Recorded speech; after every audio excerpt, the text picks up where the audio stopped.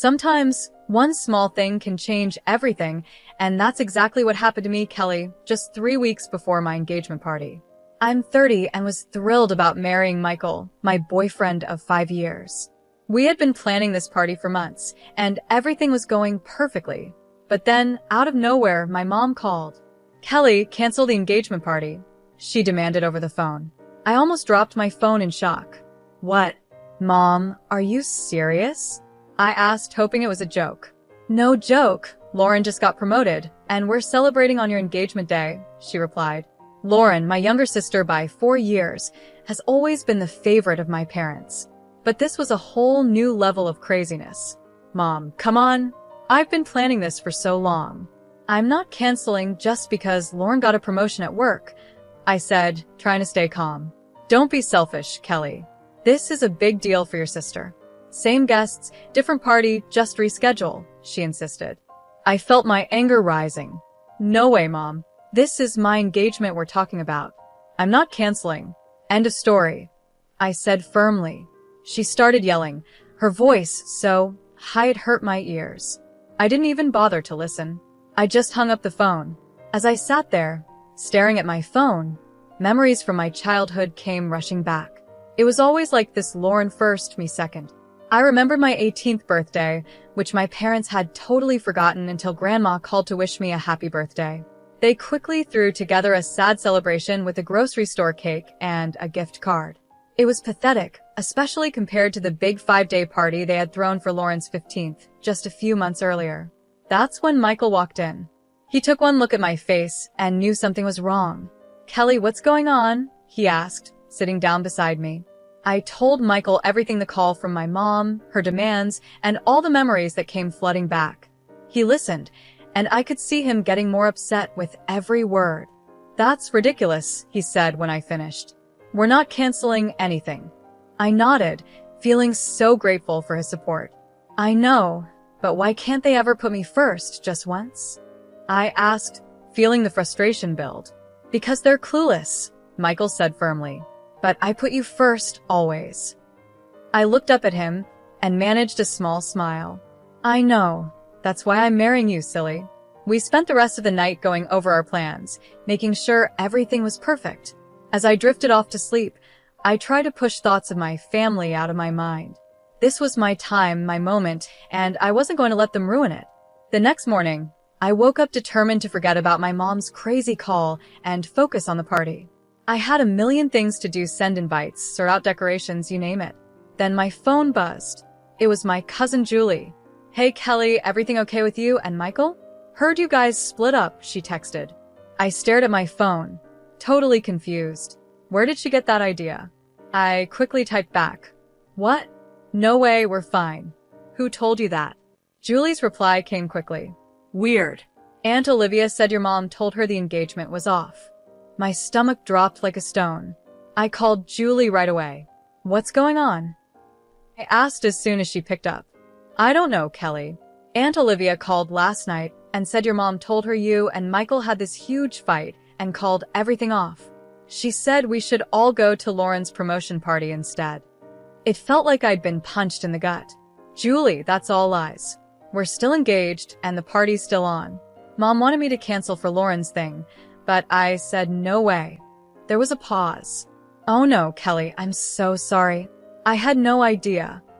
I spent the next hour on the phone with Julie, trying to figure out what happened. Turns out, my mom had gone behind my back and called every single relative on the guest list, spinning a wild story about Michael and me breaking up and redirecting them all to Lauren's promotion party. I took a deep breath, trying to calm down. "I'm going to fix this mess. Can you help spread the word that the engagement is still on?" I asked. "Of course," Julie replied without hesitation. "I'll start calling people right now." After hanging up, I just sat on my couch, trying to wrap my head around it all. My own mother had tried to sabotage my engagement party. It was almost too crazy to believe. Michael found me there an hour later when he got home from work. One look at my face, and he knew something was wrong. I told Michael everything about Mom's calls, the lies, and how she redirected everyone to Lauren's party. With each word, I could see the anger growing in his eyes. "That's it," he said when I finished. We're cutting them off, all of them. Your parents, Lauren, the whole bunch. I knew he was right, but the idea of cutting off my family scared me. Even though they treated me poorly, they were still my family. Let's focus on fixing this first, I said. We need to let everyone know the engagement is still on. Michael nodded, determined. Okay, where do we start? We spent the rest of the night doing damage control, sending emails, making calls, and posting on social media. I wrote a long message explaining everything and sent it to everyone on our guest list. It was exhausting and humiliating, having to explain over and over that no, Michael and I hadn't broken up, and yes, the engagement party was still happening. By the time we finished, it was way past midnight. My voice was hoarse from all the talking, and my eyes burned from staring at screens. We did it, Michael said, pulling me into a hug. It's going to be okay. I wanted to believe him, but I couldn't shake the feeling that this was just the beginning. Mom's betrayal had opened up old wounds, all the times I'd been overlooked, all the times Lauren had been the favorite. It all came rushing back. The next day, I decided to visit Aunt Nicole. She's my dad's sister and has always been pretty nice to me. I figured I'd invite her to the engagement party in person and clear up any confusion. When I got to her place, I heard voices coming from the living room. I was about to call out a greeting when I overheard something that made me stop in my tracks. I can't believe Kelly would do such a thing, Aunt Nicole was saying. Canceling her own engagement party just to spite her sister. So childish. My heart sank. It was another lie, spread by my own family, to cover up the first one. I was about to burst in and set the record straight when I heard another voice chime in. I know, right? Poor Lauren must be devastated. After all that hard work to get promoted, and now Kelly is trying to steal her thunder. I recognized that voice. It was my cousin Maria.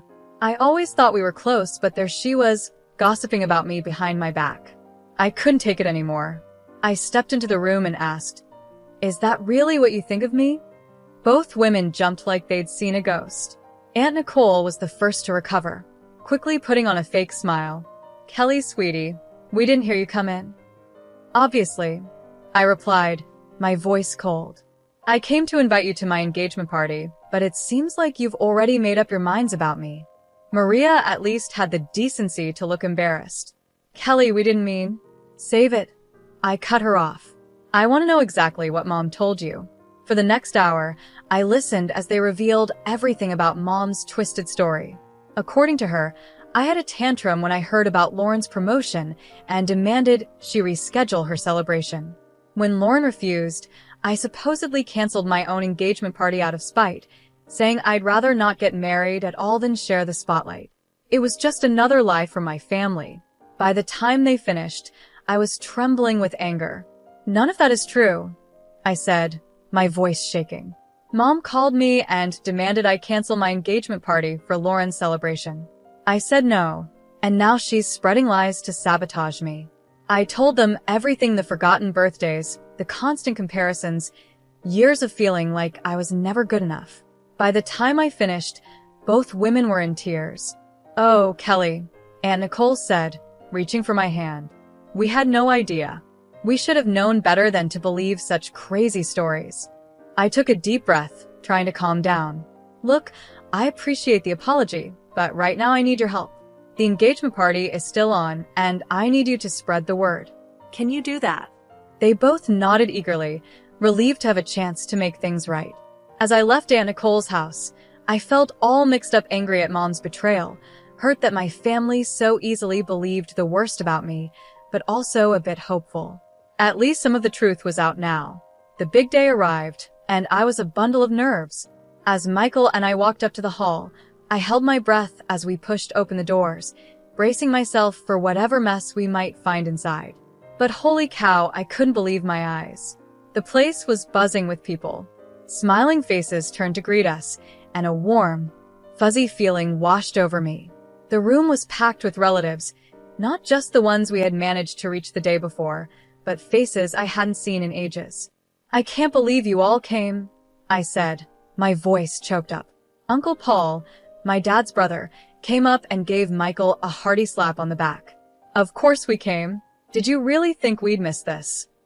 I've got to say, those rumors about your canceled engagement spread like wildfire, but it looks like they backfired big time, someone said.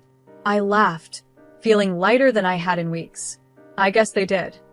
As Michael and I made our way through the crowd, soaking up all the congratulations and well wishes, I couldn't help but notice that Mom, Dad, and Lauren were nowhere to be seen. No texts, no emails, not even a reluctant congratulations. But surprisingly, their absence felt more like a relief than a disappointment. Instead, I found myself drawn to Michael's parents, who were beaming at us with genuine pride and love. His mom hugged me tight and whispered, "We're so proud of you, Kelly. You're already part of our family." The party was in full swing when suddenly there was a commotion near the dance floor. I couldn't believe my eyes. There was my 83-year-old grandma in the middle, showing off what she called an incendiary dance from her youth. "Come on, you young ones," she called out, her eyes twinkling mischievously. "Let me show you how we used to dance back in my day." The crowd went wild as Grandma twirled and swayed, moving surprisingly well for her age. Soon, others joined in, and the dance floor turned into an amazing multi-generational dance-off. As I mingled with the guests, I couldn't help but overhear bits of gossip about all the family drama leading up to today. "Can you believe what Kelly's mother tried to do?" I heard Cousin Maria say to another relative. "She tried to cancel her own daughter's engagement party for her other daughter's work thing. It's nuts." "I know," the other voice replied. "Poor Kelly has always gotten the short end of the stick in that family. I'm glad she's finally standing up for herself." Instead of feeling embarrassed or upset by these conversations, I felt validated. For once, my relatives were seeing the truth about my family dynamics, and they were on my side.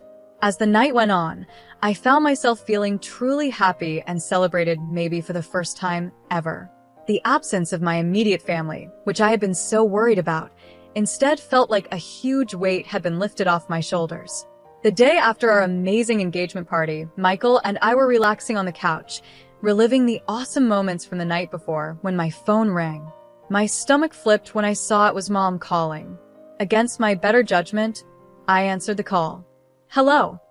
"You ungrateful, nasty girl." Mom's voice screeched through the phone. "How dare you?" I held the phone away from my ear, her angry rant loud even from a distance.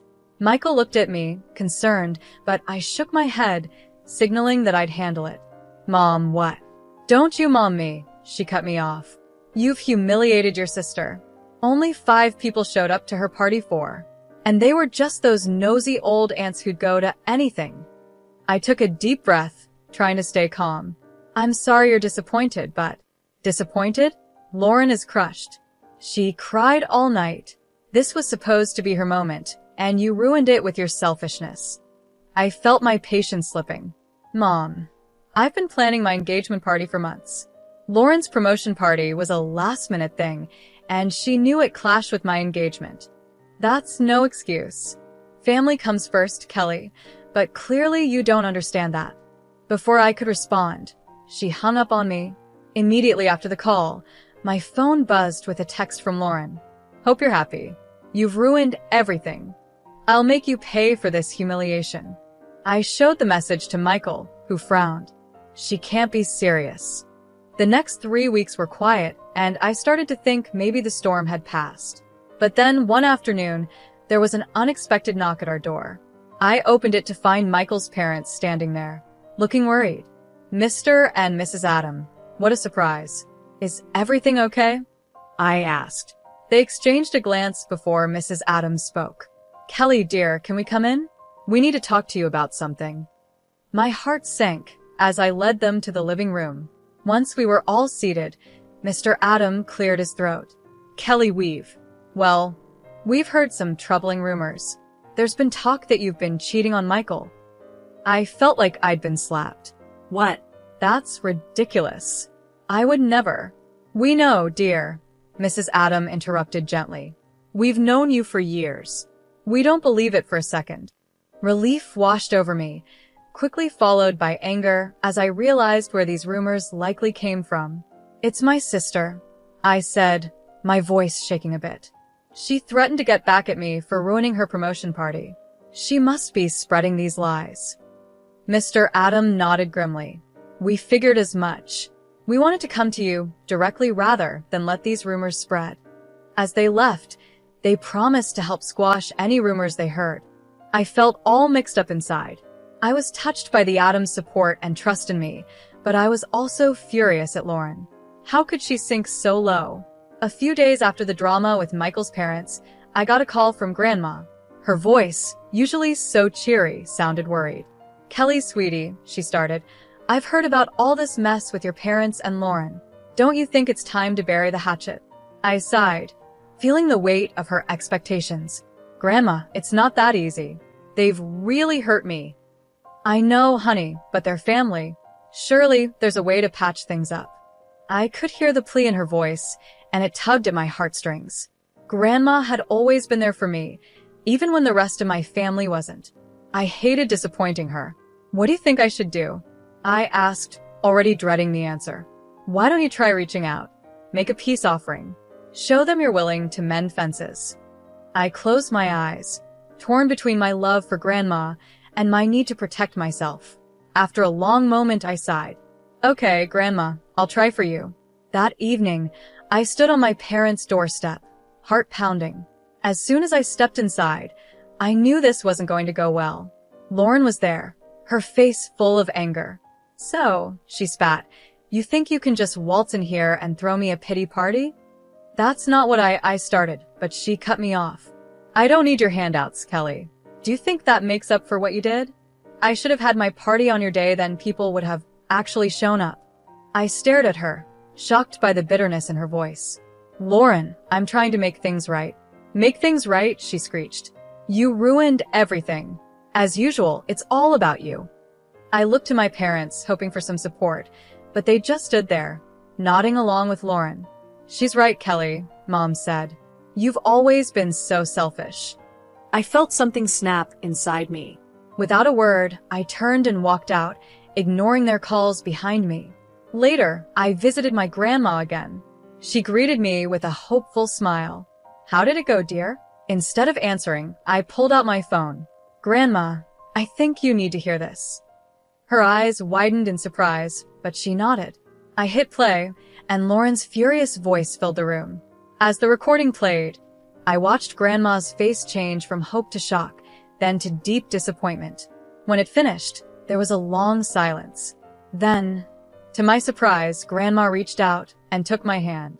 "Oh, Kelly," she said, her voice thick with emotion. "I'm so sorry. I had no idea it was this bad." "I owe you an apology," Grandma said. "I shouldn't have pushed you to reconcile." I felt tears well up in my eyes. "It's okay, Grandma. You didn't know." She shook her head. "No, it's not okay. I should have believed you from the start. I just wanted so badly for our family to be whole." We sat in silence for a while, both thinking about what had happened. Finally, Grandma spoke again. "Kelly, dear, I want you to know something. Family isn't just about blood.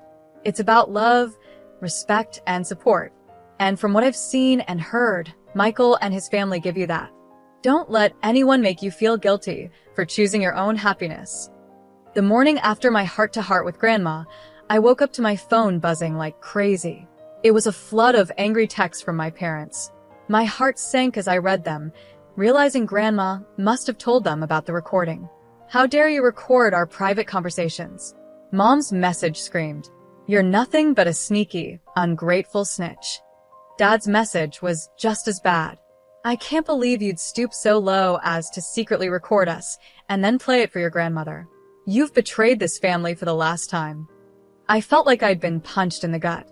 Even with proof of their behavior, they still managed to make me the bad guy. This was the last straw. I was done with my toxic family. In the weeks that followed, I tried to focus on work and my life with Michael, but Lauren had other plans. Her spitefulness went into overdrive as she started harassing me. It began with whispers at work. Colleagues would go silent when I walked into a room, only to start whispering again as soon as I left. I soon found out Lauren had been spreading nasty rumors about me, from calling me incompetent to telling outright lies about my personal life. Then came the anonymous messages on social media. Hateful comments popped up on my posts, each one nastier than the last. I couldn't prove it was Lauren, but the tone and content left little doubt in my mind. But Lauren's cruelty reached a new low when she tried to contact Michael. One evening, he came home looking troubled. "Kelly, I got a weird call today," he said. "It was Lauren. She tried to tell me you were cheating on me." I felt the blood drain from my face. What? "Michael, you know that's not true." He quickly reassured me. "Of course, I know that." I shut her down right away. "But Kelly, this is getting out of hand."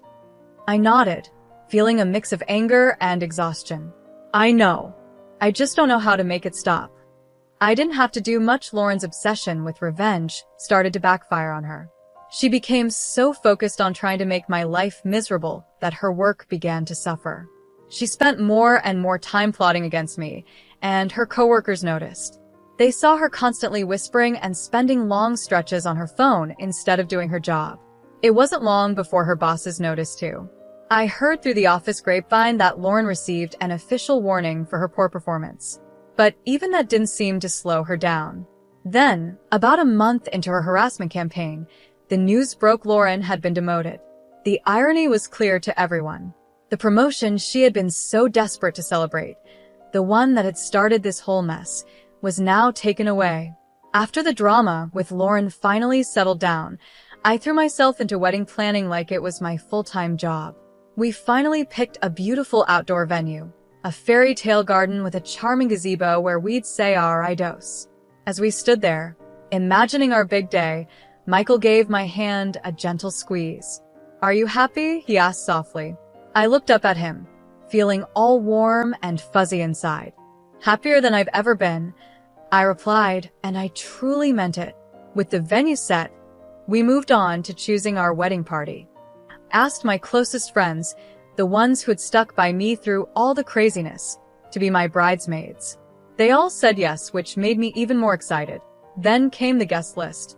I sat at our dining table, addressing envelopes to all the relatives and friends who had supported us during the past few chaotic months. As I wrote each name, I felt a deep sense of gratitude for these people who had shown me what real family is all about. But when I got to the bottom of my list, I paused. There were 3 names I hadn't written: Mom, Dad, and Lauren. I stared at those blank spaces, feeling a swirl of emotions inside me. Michael found me there, staring at the paper. "Are you okay?" he asked, putting a comforting hand on my shoulder. I looked up at him, tears in my eyes. "I don't think I can invite them, Michael. Not after everything that's happened." He nodded, understanding. "It's your call, Kelly. Whatever you decide, I've got your back." I took a deep breath and put down the pen. "No," I said, my voice stronger than I expected. "They don't deserve to be there.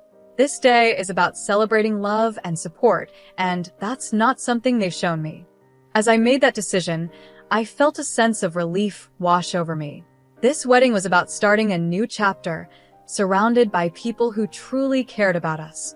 And I knew that, with Michael by my side, I was making the right choice. As I said the words, it felt like a huge weight had been lifted off my shoulders. It was a bittersweet moment, realizing that cutting ties with my toxic family was the right decision for my future. There was sadness, of course, but it was mixed with an overwhelming sense of relief. The weeks flew by, and before I knew it, our wedding day had arrived. Standing in front of the mirror in my bridal suite, adjusting my veil, I was suddenly filled with a peace I hadn't felt in years. As I walked down the aisle toward Michael, I saw the faces of the people who had supported us. Michael's parents were beaming with pride, my grandma was dabbing at her eyes with a hanky, and our friends and relatives who had stood by us, despite all the family drama, were smiling warmly. These were my people, the ones who had shown me what real love and support looked like. When I reached Michael, he took my hands in his eyes shining with love. As we said our vows, I felt a deep sense of rightness settle over me. This was where I belonged. At the reception, surrounded by laughter and joy, I had a big realization. My engagement party all those months ago wasn't just about celebrating our upcoming marriage. It was the first day of my new life, a life where I wasn't an outsider anymore, but the creator of my own happiness. As Michael and I swayed to our first dance as husband and wife, I rested my head on his shoulder, feeling truly at peace. The journey had been tough, no doubt, but it had led me here to a place of strength, wisdom, and genuine happiness. "I love you," Michael whispered in my ear. "I love you too," I replied, my heart swelling with emotion. In that moment, I knew that whatever life threw our way, we'd face it together. And for the first time in my life, I was excited about the future, not scared of it. This was my fresh start, and I was ready to dive in headfirst with Michael by my side.